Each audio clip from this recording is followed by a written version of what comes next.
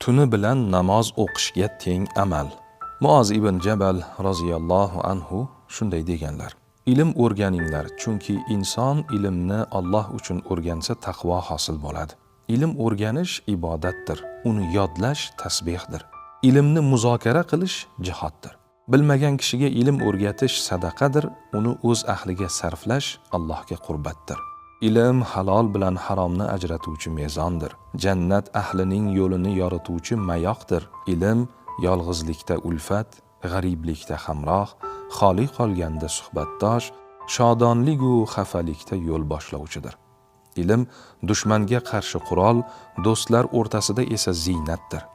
Alloh ilm sababli ba'zi qavmlarni yuksaklarga ko'tarib, ularni yaxshilikda yo'lboshchi, peshvo qilib qo'yadi.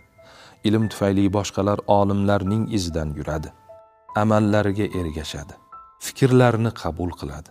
Maloikalar ular bilan do'stlashishni xohlaydilar, ularni qanotlari bilan siypalaydilar. Xo'l u quruqdagi barcha narsa, dengizning ulkan baliqlari-yu mayda hasharotlari, quruqlikdagi yirtqichlar-u chorva hayvonlar, barchasi ulamolarning haqqiga istig'for aytib turadi. Ilm qalblarga hayot berib, jaholatdan qutqaradi, ko'zlarga nur berib, zulmatdan najot bo'ladi. Banda ilm tufayli solihlar darajasiga, dunyo-yu oxiratdagi oliy martabaga yetishadi.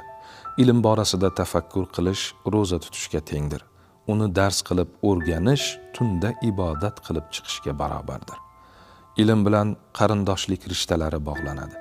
Ilm tufayli halol haromdan ajraladi.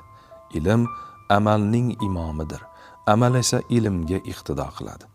Ilm baxtli kishilarga beriladi, baxtsizlar esa undan mahrum etiladi.